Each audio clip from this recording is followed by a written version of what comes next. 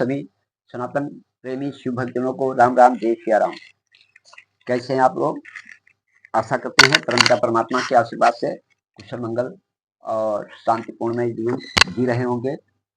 यही मेरी सच्ची प्रार्थना है कि आप लोग सुखी रहें। हमारे सेवा ज्ञान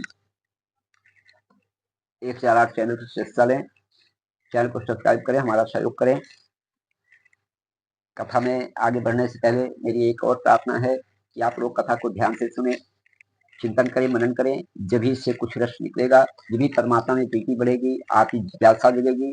आपकी जिज्ञासा जगेगी तो परमात्मा में प्रेम बढ़ेगा, और मानव जन्म परमात्मा से प्रेम करने के लिए हुआ है। इसीलिए कहा गया है God is love, love is God, अर्थात परमात्मा ही एक प्रेम है और प्रेम ही परमात्मा है। परमात्मा से ही प्रेम करना है, यही जगत का सच्चा मानव जीवन है। 7वां अध्याय, विवादग्रस्त ब्रह्मा विष्णु के मध्य अग्नि स्तंभ का प्रकट होना। ब्रह्मा जी कहते हैं कि हे देव ऋषि, यह कथा नारद जी को सुना रहे हैं, पितामह ब्रह्मा जी। ब्रह्मा जी कहते हैं कि हे देव ऋषि, जब नारायण जल में शयन करने लगे, तब शिव जी की इच्छा से विष्णु जी की नाभि से एक बहुत बड़ा कमल प्रकट हुआ। उसमें असंख्य नाग दंड थे। वो पीले रंग का था और उसकी ऊंचाई भी कई योजन थी। कमल सुंदर, अद्भुत और संपूर्ण तत्वों से युक्त था।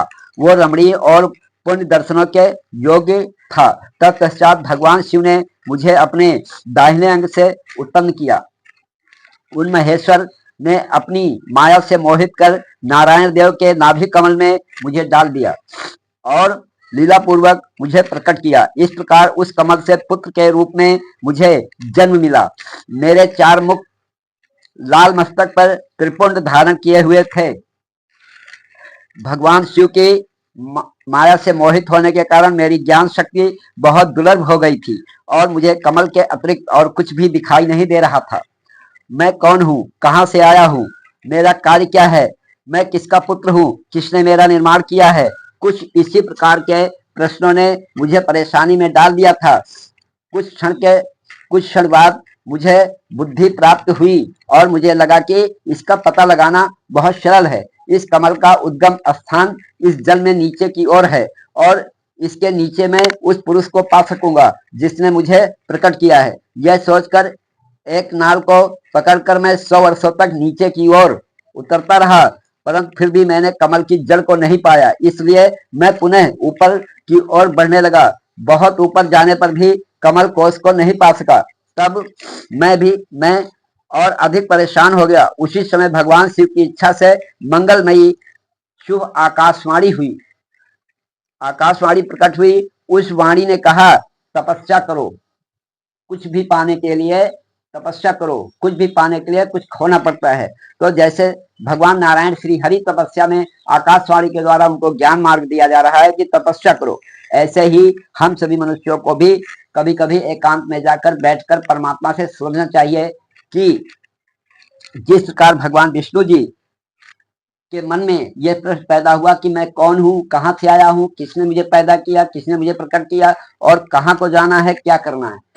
जब आप चिंतन करते हैं, आप एकांत में जाकर के, मेरा आप सभी से हाथ जोड़कर प्रार्थना है कि यदि आप सनातन धर्म में जन्म लिए हैं तो परमात्मा का चिंतन करें, मनन करें और 10 मिनट एकांत में जाकर प्रत्येक दिन यही प्रश्न अपने आप के चिंतन में परमात्मा से पूछें। एक दिन अवश्य परमात्मा का आपको दर्शन भी हो जाएगा और बोध भी होगा और परम आनंद की प्राप्ति होगी। हर हर महादेव। उस आकाशवाणी को सुनकर अपने पिता का दर्शन करने हेतु मैंने तपस्या करना आरंभ कर दिया और 12 वर्ष तक घोर तपस्या की। तब 4 भुजाधारी सुंदर नेत्रों से शोभित भगवान विष्णु जी प्रकट हुए।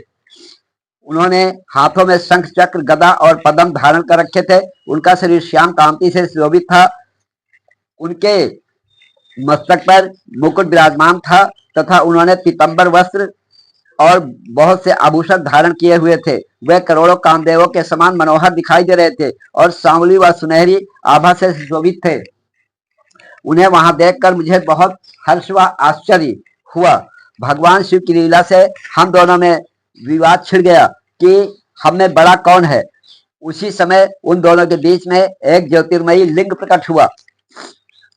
हमने उसका पता लगाने का निश्चय किया। मैंने ऊपर की ओर और विष्णु जी ने नीचे की ओर उस स्तंभ के आरंभ और अंत का पता लगाने के लिए चलना आरंभ किया, परंतु हम दोनों को उस स्तंभ का कोई और छोर नहीं मिला। थक कर हम दोनों अपने उसी स्थान पर आ गए। हम दोनों ही शिव जी की माया से मोहित थे। श्री हरि ने सभी ओर से परमेश्वर शिव को प्रणाम किया। ध्यान करने पर भी हमें कुछ ज्ञात न हो सका। तब मैंने और श्री हरि ने अपने मन को शुद्ध करते हुए अग्नि स्तंभ को प्रणाम किया।